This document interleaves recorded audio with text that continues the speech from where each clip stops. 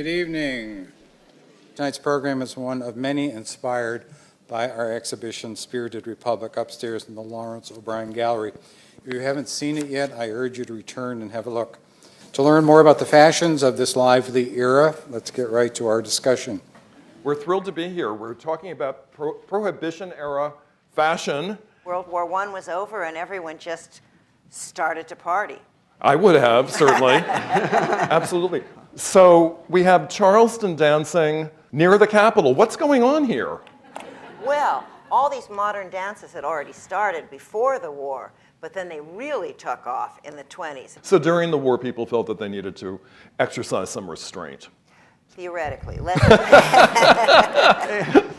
Theoretically. You had to welcome the boys home, too, when they came back.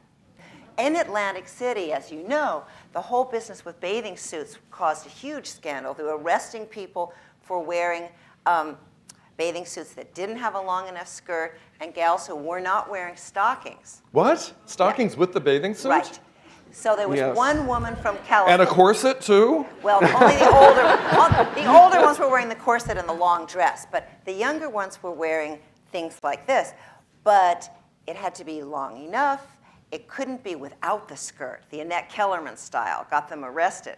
And it was so unjust because while they're arresting people for wearing this on the beach, they're having these commercial beauty boardwalk festivals where the girls are strutting back and forth in the Annette Kellerman skirtless bathing suits with no stockings or stockings rolled all the way down, but that made money for all of the boardwalk executives. Isn't it interesting, though, for all of us to look at this and reflect upon where we used to be and think of where we are today? I mean, I'd like to arrest a few people today. Don't mind at all. That's fascinating. Well, they did have a few conflicts with men, too, because what were the male conflicts? Well, the men wore a bathing suit, which was briefs, but also a top. And once in a while, some daring person would take off the top, and he could be arrested for that. Good heavens. Well, I'll say about myself, the only way that I'll go to the beach is if I'm in what is it called? A Victorian bathing tent? That's the only way still. And some menswear. Oh, yes, we had fun with the menswear. I mean, again, it was like we were, determined not to do the black and white sepia version of menswear. And in particular, we were dealing with the dynamic of sort of shifty characters who were coming newly into wealth and were very much about presentation. They, our Nucky, when he walked on the boardwalk, he wanted everybody to know that he was on the boardwalk. So we dressed him appropriately. And this is Chalky White, who is sort of the black counterpart to Nucky.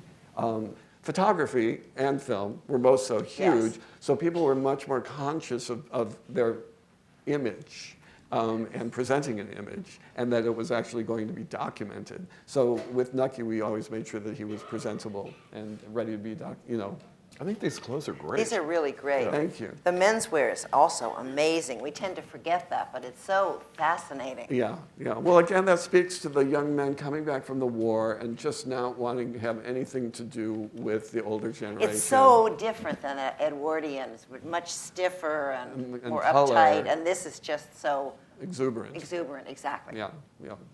So that is our look back at the 20s with Valerie and John, and we're going to have a little fashion show. Yes, hurrah! Oh, our first model this evening is Andy. Andy, come on out.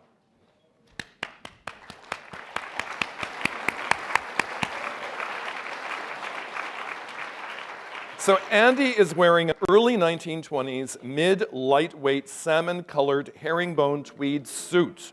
And this suit is comprised of a single-breasted jacket with patch pockets and matching plus fours. Plus fours are a variation on knickers and are comprised of a 4-inch fold over the knee. Knickerbockers or knickers were popular sportswear for many young gentlemen. The suit was made by Marley Clothes and tailored by the Syracuse Clothing Company. And also, this suit was used during season 4 of Boardwalk Empire, and it's part of Andy's own personal collection. Thank you, Andy. So Lori Crandall, come on out.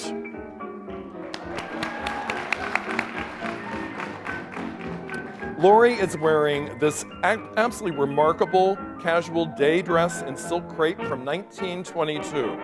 It's adorned with fuchsia panels with colorful peasant-type hand-stitched embroidery in shades of lilac, Victorian rose, and marine blue with metallic gold accents.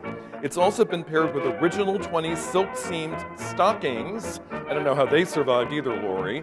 And an early 1920s wide-brimmed straw and silk beaded hat with grosgrain ribbon appliques. And this hat was made by the Heart of Paris. Quite extraordinary, isn't it? Thank you, Lori.